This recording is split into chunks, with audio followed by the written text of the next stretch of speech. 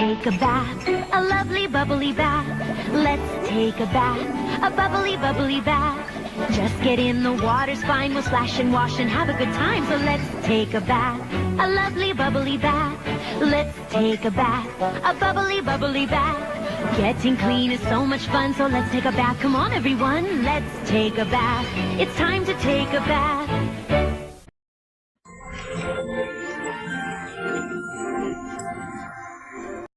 On Disney Junior. Welcome aboard! Hey, come on. I want you to meet the team. I'm June. I love to dance. Dancey, dancey, dance. Dancey, dancey, dance. Yay, June! That was good job, June. I'm Quincy. I love instruments, and here's my trumpet. Yeah, good job, that sounded great. I'm Annie. I love to sing. Sing something, Annie. La la la la la la la la la la la.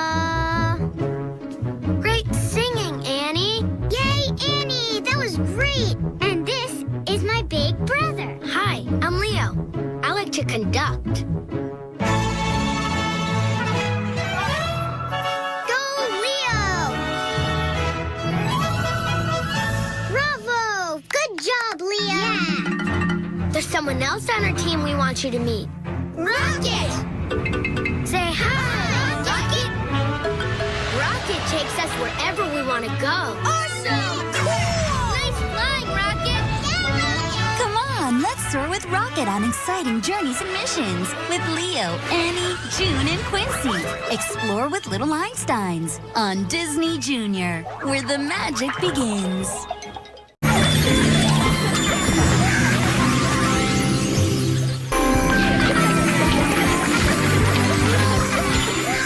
If you're under the sea What seems to be the trouble? I've got sunburn on my back. and under the weather, I know just the solution. you can always trust a penguin. Sunscreen. He's Peso. My name's Peso. I'm an Octonaut and a medic. I help creatures who are hurt or sick. He's got a great big heart. You shouldn't be walking around on a hurt flipper. And he always knows just what the doctor ordered. Join Peso Don't leave without a sticker. and the rest of the crew on Disney Junior. Let's take a bath, a lovely bubbly bath. Let's take a bath, a bubbly bubbly bath. You won't believe until you've seen it. So much nicer to be clean. So let's take a bath, a lovely bubbly bath. Let's take a bath, a bubbly bubbly bath. Soap and water and bubbles are fun, so let's take a bath. Come on, everyone, let's take a bath. It's fun to take a bath.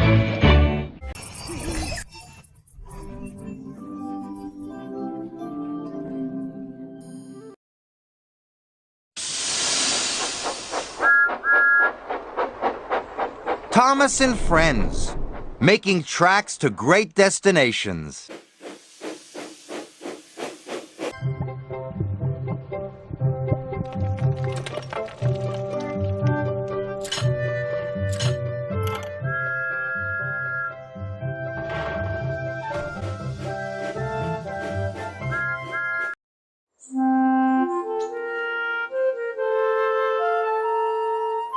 Dear Christopher, here is your friend Thomas the Tank Engine. He wanted to come out of his station yard and see the world. These stories tell you how he did it. I hope you will like them because you helped me to make them. Your loving, Daddy.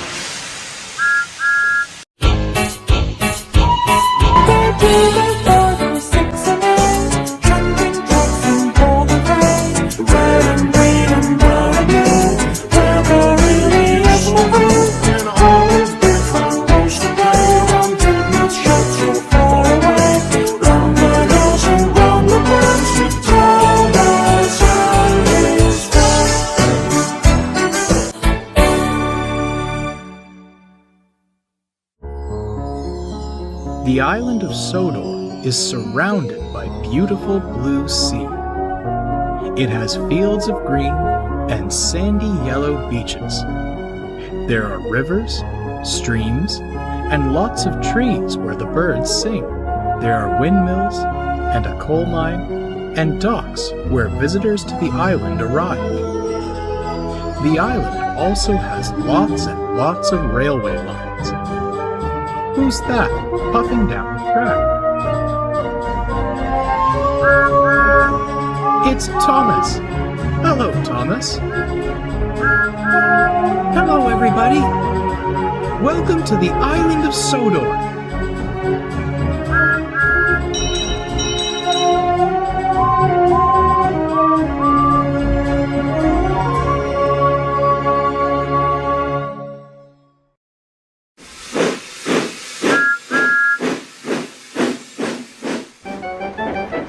Toby's Ghost.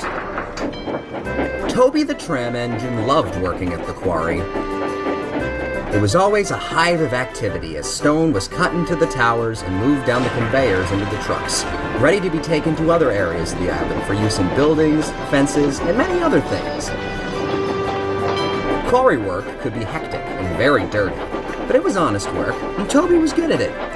Toby had years of experience, to be sure, but he also knew how to work with trucks. Toby loved telling them stories, and the trucks loved to hear them. However, Toby was known to embellish his stories somewhat. One day, the foreman approached Toby and his crew about a large stone delivery. "It's been ordered from an anonymous party near the old branch station," said the foreman. Toby, his driver, and his fireman traded nervous glances. "That's odd," said Toby. "We haven't set wheel on that part of the island for a long time." "That's right," said the foreman. "What's stranger still is that Sir Topham Hatt expedited the shipment to the old station, which means we need to get busy preparing the train." Toby set to work shunting the trucks into a long line, each being loaded one by one with fresh-cut stone. All the while, Toby felt very uneasy about the whole affair. "You look grim," said the leader of the train. "It's the old station," Toby replied. "It's been a long time since we got any correspondence from there at all." "It's just an old station. What's there to be nervous about?" Toby looked down at his buffers. "A few days ago, James was asked to drop off a goods train there. Last time I spoke to him, he told me about something he saw." "What?" "What?" The trucks chattered. Let me tell you a story," said Toby. Many years ago, before the other engines arrived, there was an old engine that lived on an old branch line. They say he was just a prototype since he bore no number. He worked on a big railway on the mainland for many years, but fell ill and was brought here to the island for lighter branch line work.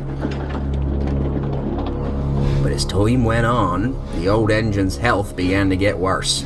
His parts became worn and he was in pain no matter what he did. The controller at that time didn't care much for the engine or his pain, and the poor engine took matters into his own hands. "What did the engine do?" The old engine, to escape his pain, ran his passenger train off the rails and into the ravine.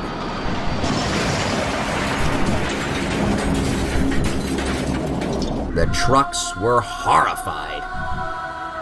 They say his ghost still haunts that old station. That's why I'm nervous. I believe James must have seen the old engine's ghost. The trucks were spooked by Toby's story. Soon, it was time for Toby and the stone trucks to leave for the old station, and the trucks were scared. "What if the old engine's ghost is lurking around the old station?" they said to one another. "What if we fall into the ravine?"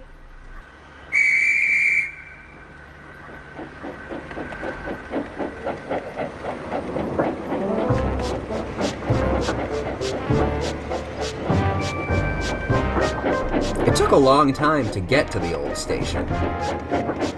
The part of the main line from which the station branched was old and overgrown and hadn't been traveled on for a long time.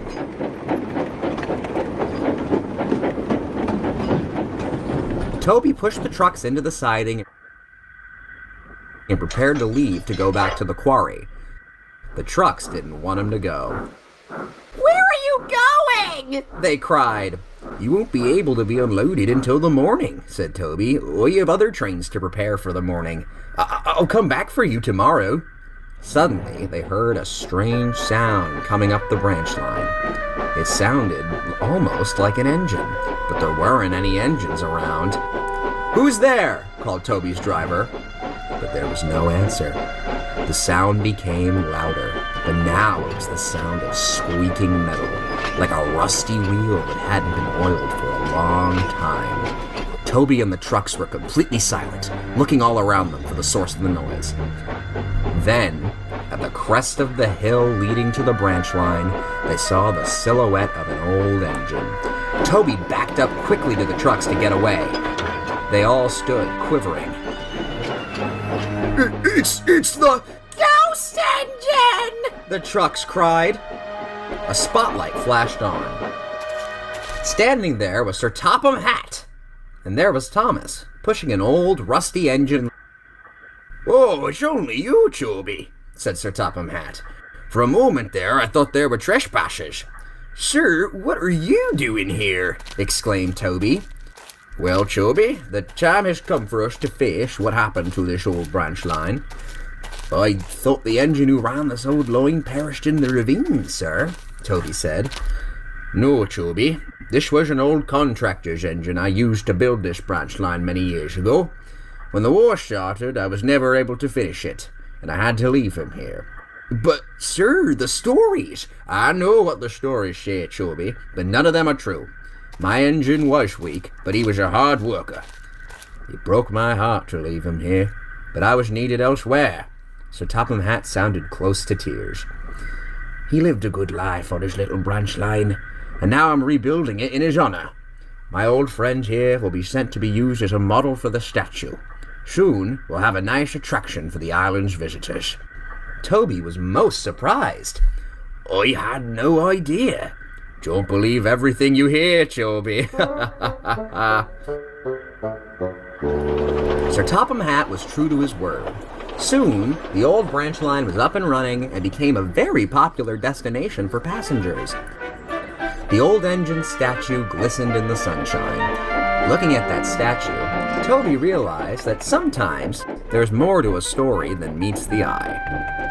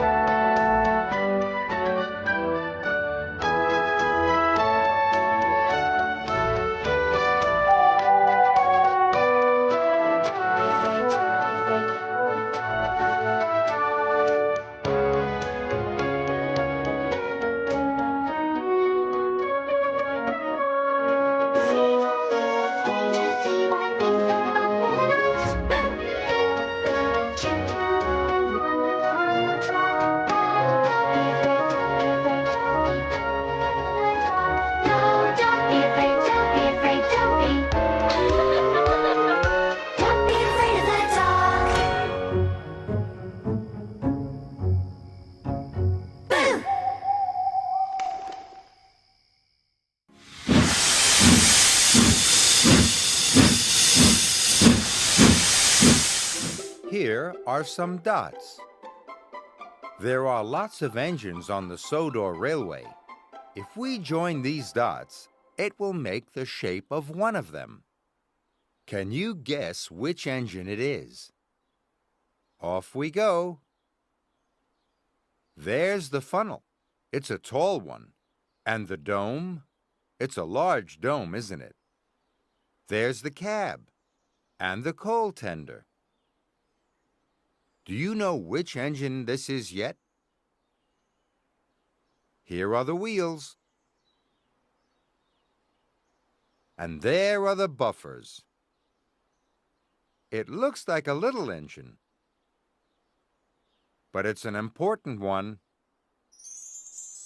That's right, it's Thomas. Hello, Thomas.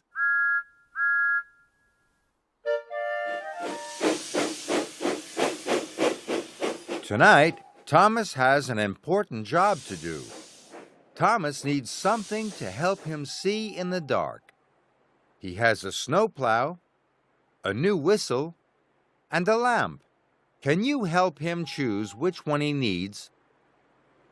First, Thomas puts on his snowplow. Do you think that will help him to see in the dark? No. The snowplow will help Thomas move through the snow, but it won't help him see in the dark. What about a new whistle? Do you think that will help him see in the dark? No. A new whistle will help Thomas to be heard, but it won't help him to see in the dark. What about a lamp? Do you think a lamp will help Thomas to see in the dark? Yes, a lamp will light the track and help Thomas to see in the dark. Now Thomas can get on his way. Goodbye, Thomas. And good luck with your important job.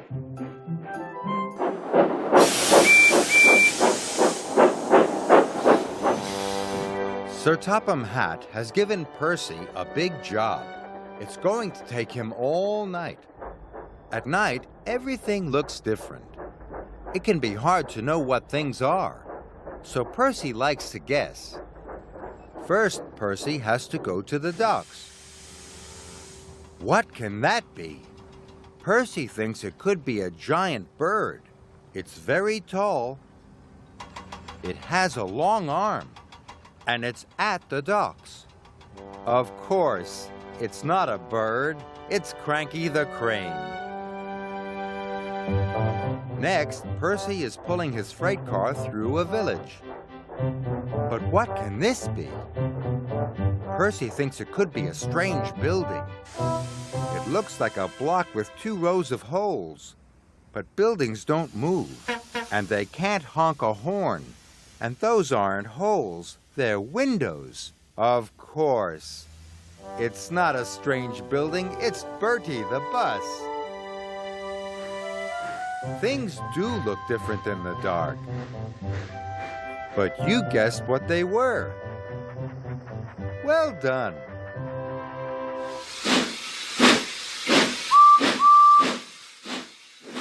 Thomas has a busy day today. He has to take 3 different loads to 3 different parties.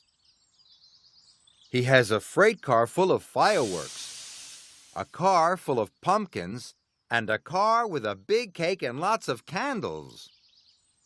First, Thomas has to take something to the children's birthday party. What about the freight car full of pumpkins? Are pumpkins right for a birthday party? No. Thomas doesn't think pumpkins are right for a birthday party. What about the big cake with all those candles? Yes. A birthday cake with lots of candles is just right for a birthday party. Next, Thomas has to take something to a Halloween party. What about fireworks? Are fireworks right for a Halloween party? No. Thomas doesn't think fireworks are right. What about pumpkins? Yes. Pumpkins make jack-o'-lanterns. Pumpkins are just right for a Halloween party. Last of all, Thomas has to take something to the firework party. There's only one freight car left, and it's full of fireworks. Fireworks are just right for a firework party. Thomas has taken everything to the right party. Well done, Thomas.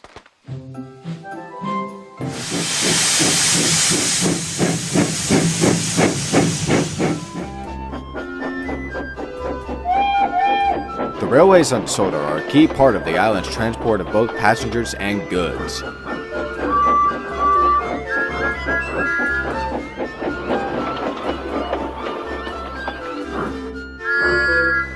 No matter if it's a hot summer day or a cold winter night, you can find engines chuffing down the track.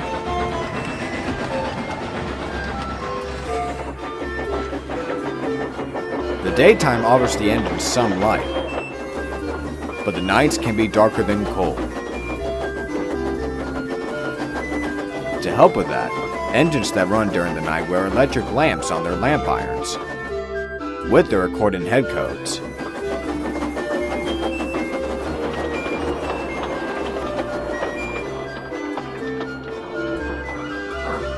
When it comes to engines like Henry, he wears 2 lamp irons, placed on the middle and right lamp iron. This is because he pulls the flying kipper, which is the perishable goods train. On the other buffer, Percy has only 1 lamp placed on his left lamp iron. This is because he pulls the mail train, which is a pickup goods train.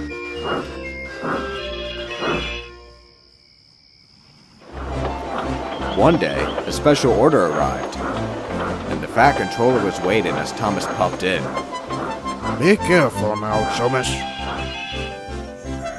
Only 1 truck, sir? What's in it? Some really useful things, you'll see. The Fat Controller climbed up to the truck and took something out. Shiny brand new lamps. The engines were surprised and fascinated. But sir, what's wrong with the ones we have currently? Well, Edward, they're starting to show their age and breaking down. This is why I ordered a new lot of them to replace the older ones. Now these workmen will unload them so you can all go back to your jobs. The Fat Controller left, and soon did the engines as well, leaving the workmen to do their job. Alright boys, we gotta be careful with these. But as soon as he spoke, one of the workmen tripped on the gravel and fell down, sending one of the lamps flying. The lamp hit the ground, but seemed to be in good condition. The other workmen sighed with relief, while some nearby trucks began laughing uncontrollably. Later that day, Percy met Dr. Crosby. Oh, hello, Percy. How are you doing? I'm alright, Doc. Thank you. I'm just bringing some empty cattle vans to the market. Good. Remember to follow the Great Western Way. Of course, Doc. Oh, have you heard? There's a storm coming tonight. Oh dear. I hope it won't make delivering the mail harder. Don't worry. You always do a splendid job with it. The conversation was cut short as Doug Scar blew his whistle. Oh, sorry, but I gotta go. See ya, Percy. Thank you, and bye, Doc. But Percy was worried. Not about the storm itself, but about the mail possibly getting ruined by the rain.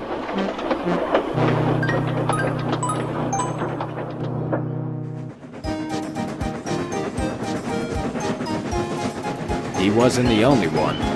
Henry was also worried about the rain that he'd have to brave through, while the other engines would be sleeping comfortably.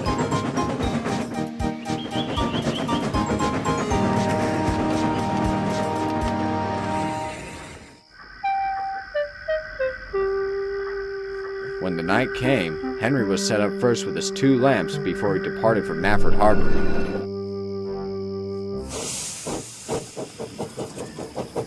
A few hours later, Percy's crew arrived to set him up for the mail train, His driver put on his lamp, but unknown to both Percy and his crew, this had been the same lamp that the workmen had dropped earlier.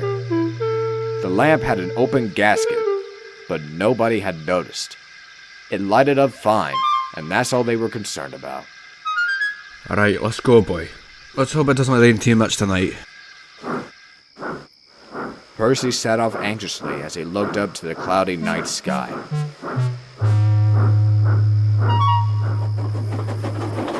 The night was going pretty well.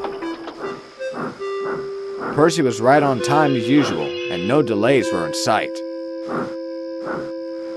But this didn't last forever. The weather changed, and it only got worse. Soon enough, the rain was falling down hard, causing it to be much harder for poor Percy to see. As he entered Henry's forest, that's when things got worse. The heavy rain, as well as the dripping water from the trees, made its way into the open gasket. The lamp then shut off, leaving Percy in the dark. We got a problem! Dude, we need to stop!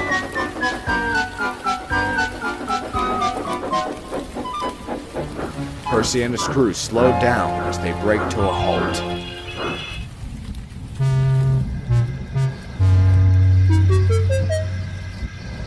Now I don't see anything, and the mail may get wet! I'm more worried about us. Without our lamp, we can't be seen. Bother! We were so close to Kelsthorpe, too! Percy wouldn't stay annoyed for long, as he heard a loud crack before... BANG! What was that? The driver stepped out and went to investigate. He soon came back with unfortunate news. A tree's fallen on the line. This rain's been an absolute pain. We'll go back and report it. But he was interrupted by the haunting sound of an engine's whistle. Henry was coming down the line with empty kipper vans. Percy whistled as hard and long as he could. Henry's crew heard the noise and decided to brake, but it wasn't any use. The rails were too wet, and Henry kept sliding. Once the tree was in sight, his crew jumped clear. With a louder crack and a louder bang, Henry derailed. Oh dear. Percy puffed near him. Are you alright, Henry? I'm alright. But now I'm not going anywhere. Neither am I. My lamp broke. Henry then looked to one of his lamps, and an idea formed in his boiler. Why not take one of mine? They're still working fine. That's a brilliant idea, Henry. Quickly, the crews worked to replace Percy's lamp. As soon as they were done, Percy went cautiously through the rainy night to bring the breakdown train.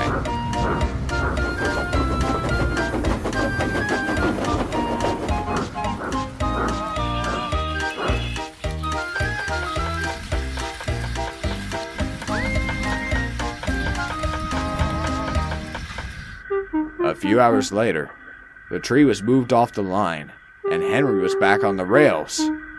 By this point, the rain had finally stopped. Thank you, Percy.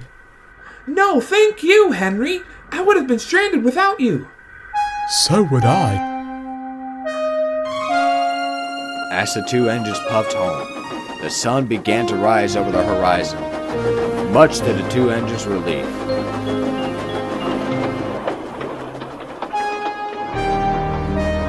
They could rest easy knowing that the sun was one light that would never go out on them.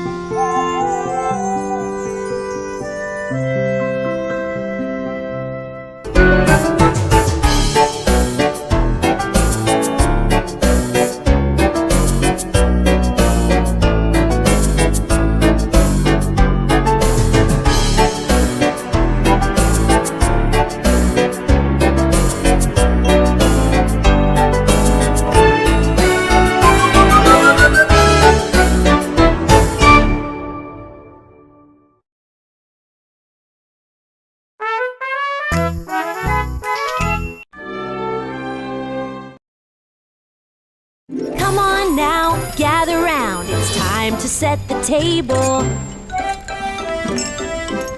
Plates and spoons, knives and forks are needed for your dinner. Where do they go? I'd like to know. I'm only a beginner. I'd like to know where they go. I'd like to set the table.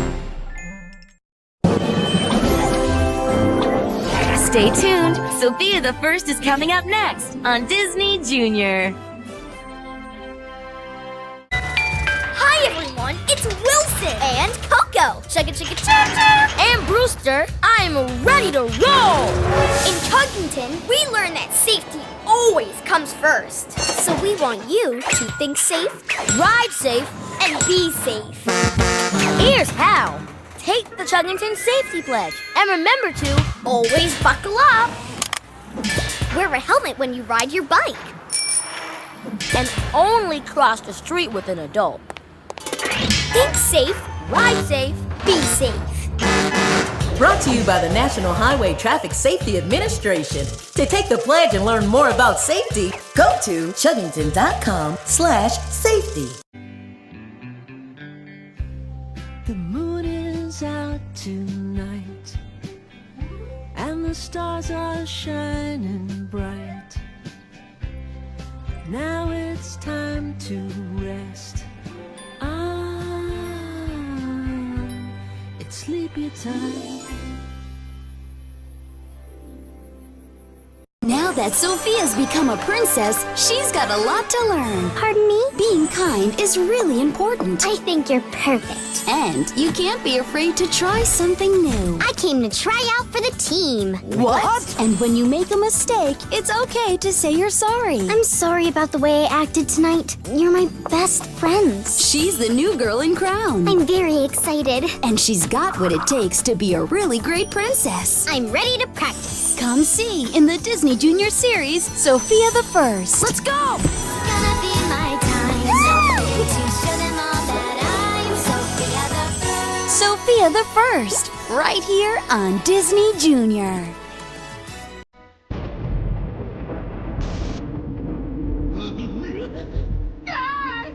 Happy Halloween, everybody!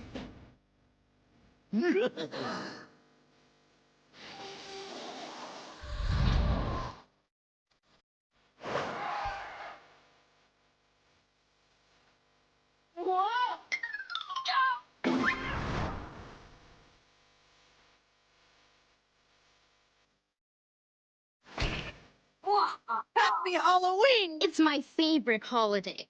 Boo! Boo! Boo! Boo! Boo!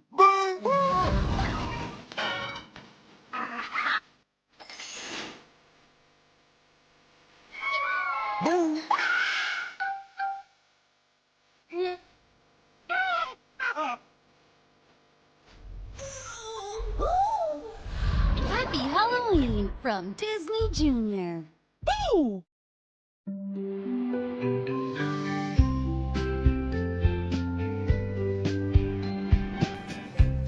It's almost time for bed. Time for a story, time to rest my head. Almost time to close my eyes. It's sleepy time.